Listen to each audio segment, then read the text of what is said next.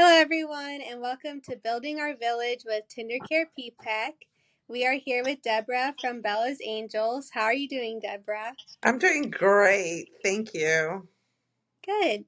So, we're just going to start with our first question. What does Bella Angels do? So, Bella's Angels is a local nonprofit. We help Palm Beach County families. Our mission is to financially assist families who have children with lifelong disabilities beyond what insurance covers. So, ultimately, what we do is we financially help families who fall in that middle class sector. They make too much money to qualify for government assistance, yet they don't have the means to take care of their child's medical expenses. So we cover things like therapy, co-pays, equipment, supplies.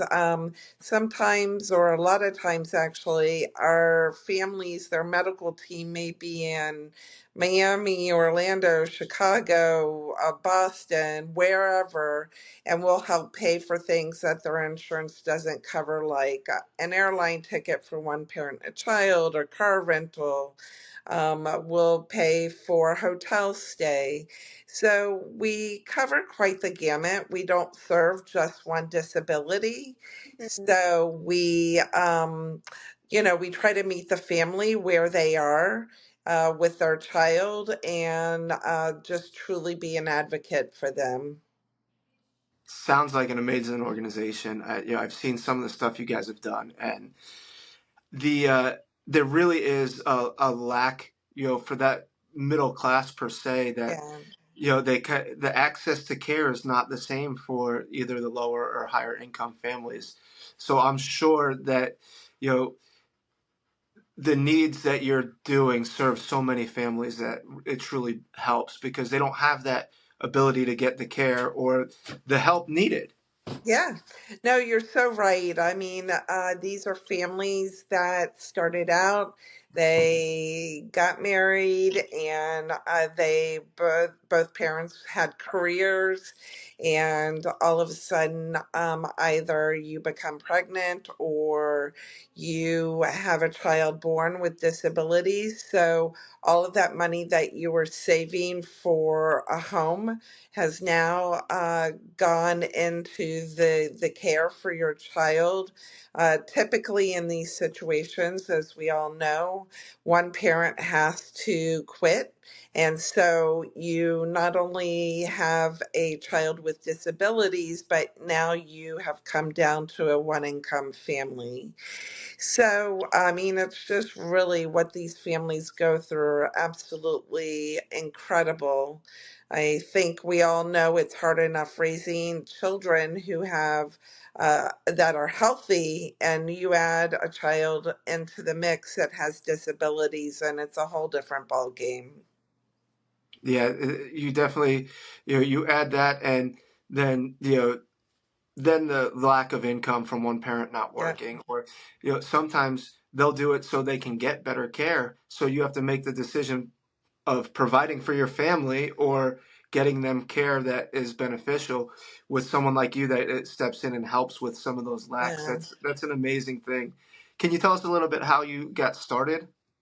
So the organization was founded in 2005 by Carrie Cavallo. Her daughter Bella, who the organization's named after, was born. She had some issues. They were trying to diagnose her. They didn't know how to diagnose her, and they fell in that perfect gap. Both Carrie and her husband at the time were teachers, so they made too much money to qualify for any kind of help. And so at first they founded the organization as to help get Bella the money so that they could diagnose her and then treat her. And ultimately, Bella was diagnosed with something called charge syndrome, which is a culmination of different disabilities. Sometimes it includes craniofacial deformities, it includes either being blind or deaf. and that sort. And Carrie's words, the organization was founded for a whole hot minute. To benefit their need with Bella, but then they started meeting other like families. And originally, the organization was named the Bella Cavallo Foundation, and then the name was changed quickly to Bella's Angels. So it was super cool how it got started, and how where it is today. So I came on board in 2011, and I have been the executive director, started part time. When I came on board, we had about 10 families. We were a relatively small organization. Today, we have 39 families right now.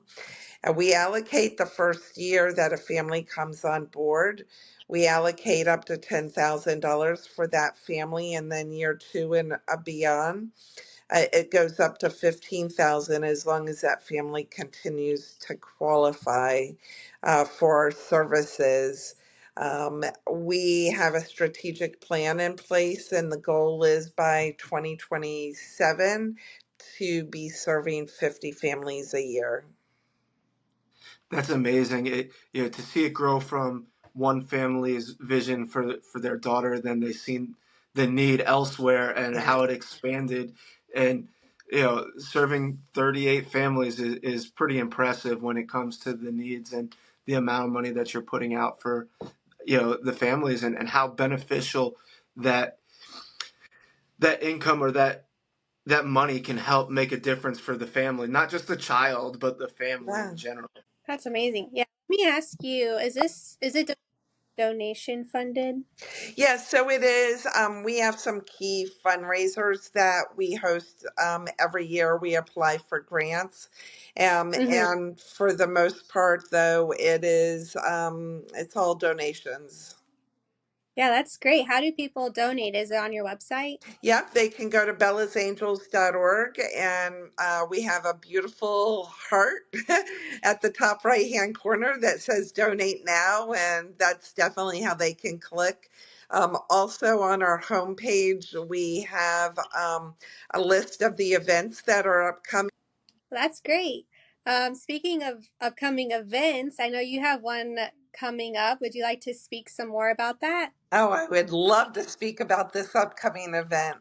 So, so we have families that we serve, and in addition, one of the things I didn't mention that is open to the public is once a month we do something called Thea's Night Out. It's a community respite care program, and it's from 6 to 9 in Wellington on the second Friday of every month. It's free. We have a nurse, we have volunteers on staff. So it's just really an opportunity to give families this opportunity to go out and have a date night. What we've really seen some beautiful things. We not only do this respite care for the child that has disabilities, but we also include their able-bodied siblings up until the age of 11. We have games, we have a gymnasium we use.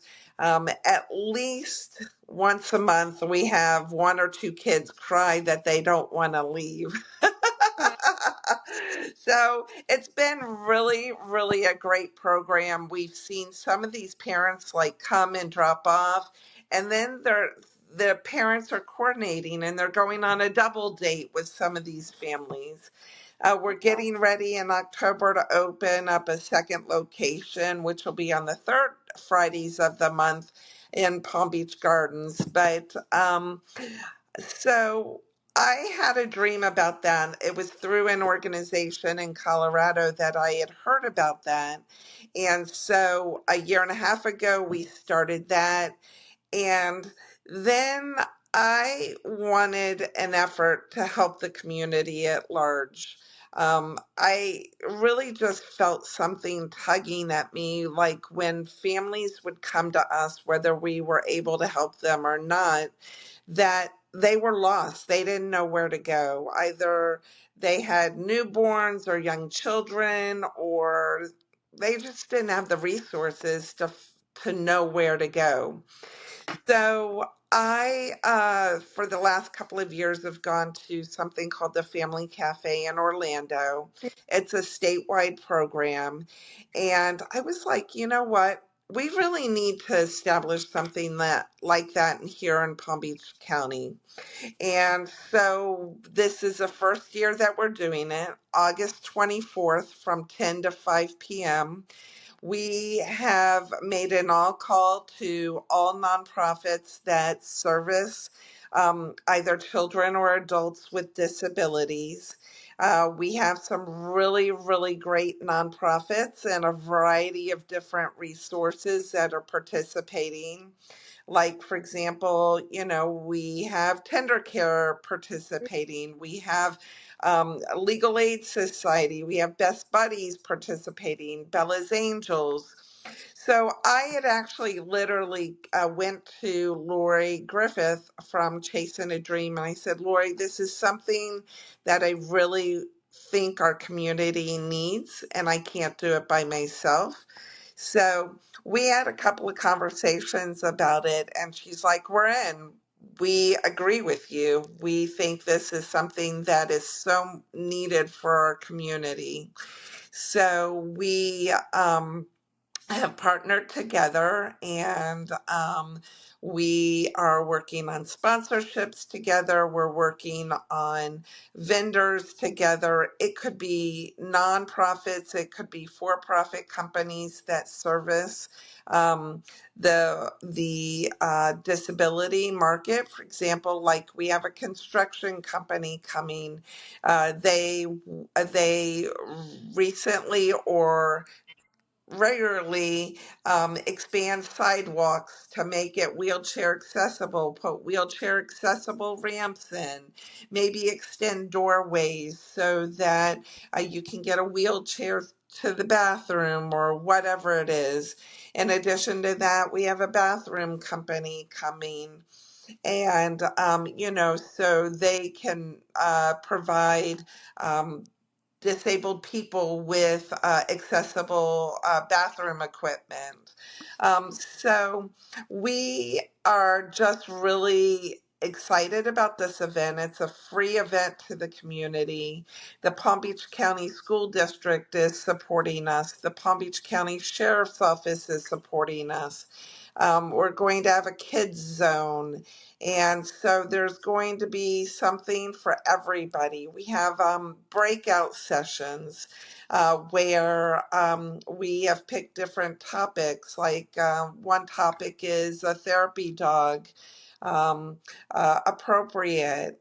So it just really is going to be a great day. And Thomas, I know that you're going to be speaking on a very important topic, and I would love for you to share what you're speaking on. Yeah, thank you. First, going back to what you were saying about the resources in the community, we've found that that's one of the biggest things. Parents lack the education that resources available to them.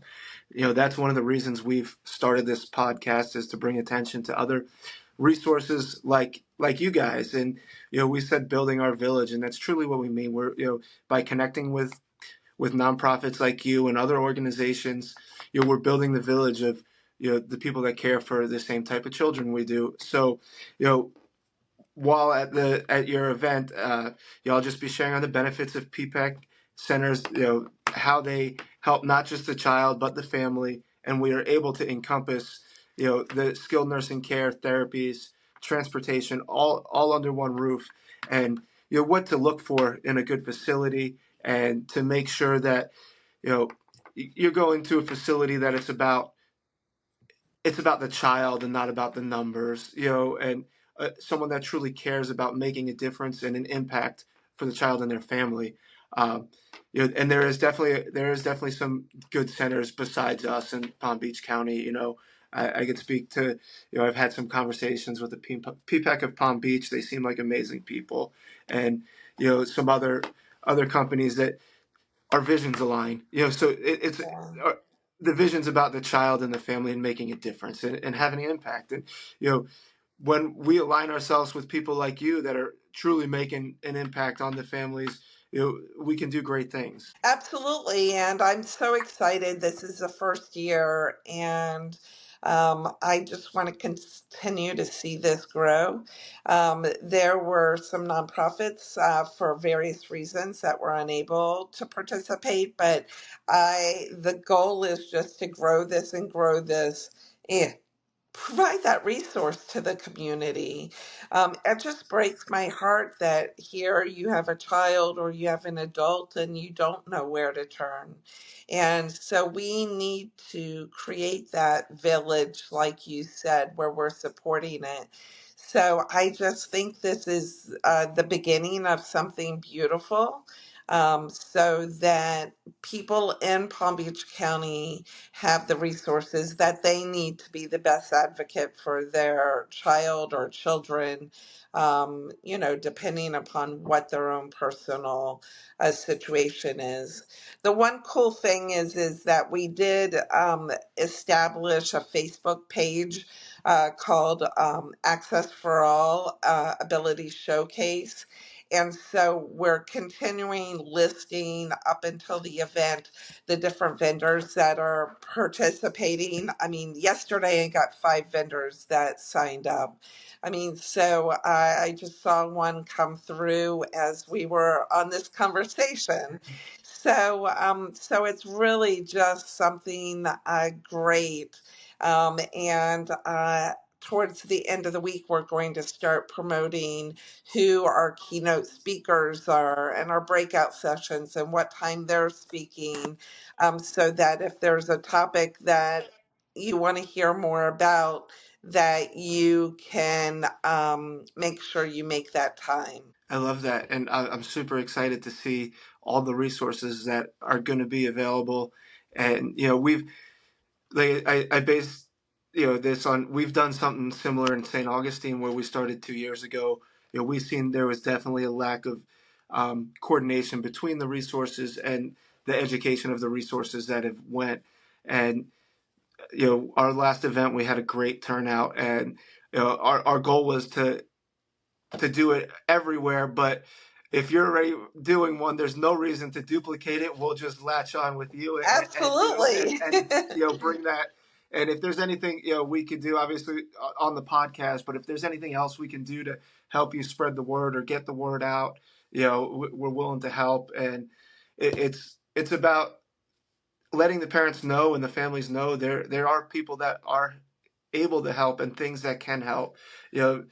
Like you said, Bella's Angels and Chasin A Dream. I'm every time I see what you guys are doing in the community, it's truly touching. Because you're actually touching many families' lives and making that impact and a difference for them. And then just the ability for them, like you said, the double dates and stuff like that, when they're able to socialize and get these bonds with families going through the same thing, just that is so beneficial for the family. Yeah, no, it is. And, I think it just all comes back to, all of us advertising this event and sharing it on our social medias, websites, wherever we are. It was, I feel so blessed because so many community partners like yourself and like a lot of these other organizations that I mentioned, and I mean, there's Else for Autism, there's Goodwill, there are just so many, Lighthouse for the Blind. I approached the Palm Beach Post and asked if they would donate like a quarter page ad to advertise. And they were so thrilled. They came back and said, "We're going to give you 4 ads." Wow. So, I mean, it's just really kicking off, and I just love how our community is just really, really coming together to make this the best possible for our community and for the people that need it the most. That's super exciting, and to see the involvement from others like the Palm Beach Post. That's incredible to get them on board as Yeah. well. So when you have that behind you, that it's just something that is just going to grow and grow.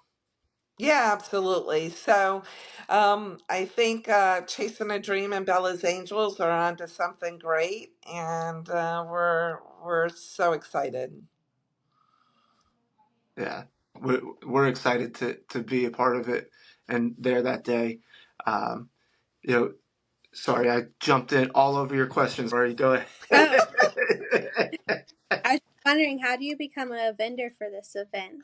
Yeah, so it's not too late. You can go to either Bella's Angels website, which is bellasangels.org, or Chasing a Dream Foundation's website, and Mhm. click on Access for All, and it'll take you to the vendor page, and that's the best way to become a vendor for this event. We do Great. have sponsorships still available, so you can find that information again on both of our websites. Great. And do the public have to register for it? No, the public doesn't need to register for it. We're excited. We have some giveaways.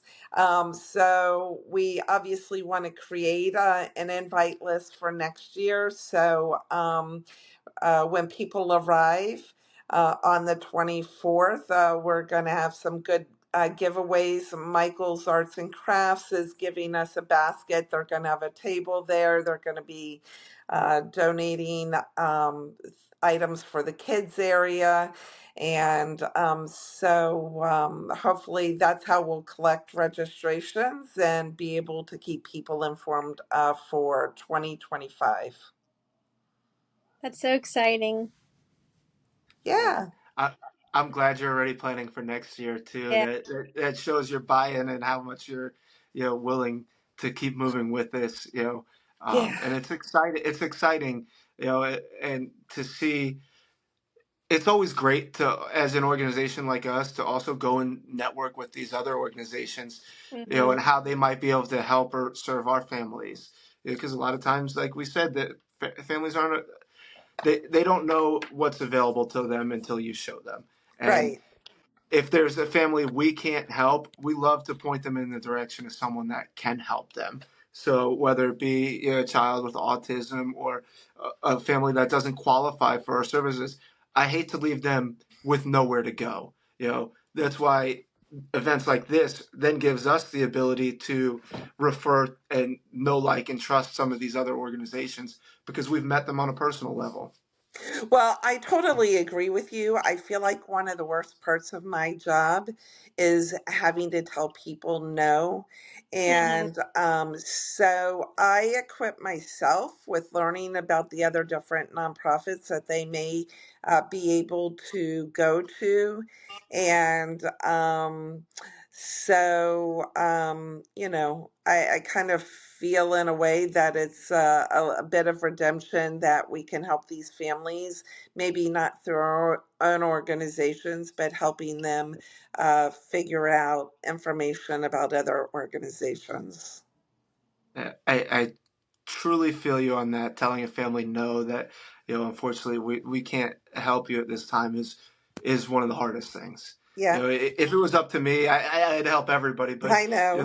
that's not possible.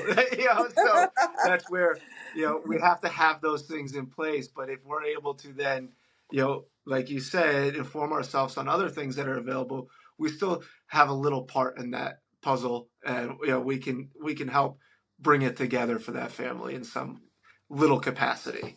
Absolutely. Absolutely. So.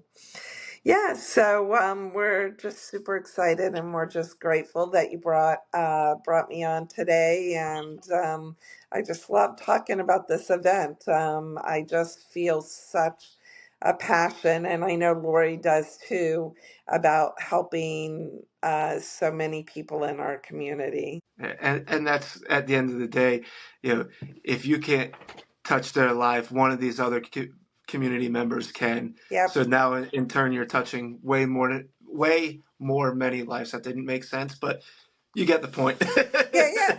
And the interesting thing though too is that, you know, both Lori and my organization serve children up until they're 18. Well, what do Mhm. you do with these families that are transitioning? So for Yeah. me, it was even more important not only to have organizations that service children, but service adults as well. So I'm happy. There is a gentleman called who has a foundation called Delightful Spoonful, and again, kind of like Goodwill, training people for jobs and for the next phase of their life and whatever that brings. That's equally as important as well. That is another thing that I feel like is needed so much within the community. Transitioning them out of these pediatric services to either like job placement or where they can go, and having an organization. I'd love to hear more about that organization because that seems like they're doing great things for the adult population. Yeah, absolutely. I came across this gentleman, and he is just absolutely fantastic. And I'm really super excited for him to share the information that he has. That's great. Yeah. So where can people find you on social media or? Yes, so again, I mentioned Access for All Ability Showcase is one Facebook page. There's Mhm. a Bella's Angels Facebook page. And then on Instagram, it's Bella's Angels 2005. Um, our website is bellasangels.org. And yeah, I mean, any of those places, if somebody can't find us, my telephone number is 561-373-4823. And you are free to call me anytime. My phone's on 24/7. Wonderful. So I just wanted to do a recap for anyone listening or watching. The event is called Access for All Abilities Showcase. It is Saturday, August 24th from 10 a.m. to 5 p.m. at the South Florida Fairgrounds. So that is the information. And if you want to be a vendor, registration ends on August 16th. So thank you everyone for watching or listening. And we hope you have a great rest of your day or night. So thank you so much for joining us. Yes, Thank thank you, you. Deb. Thank you for having me.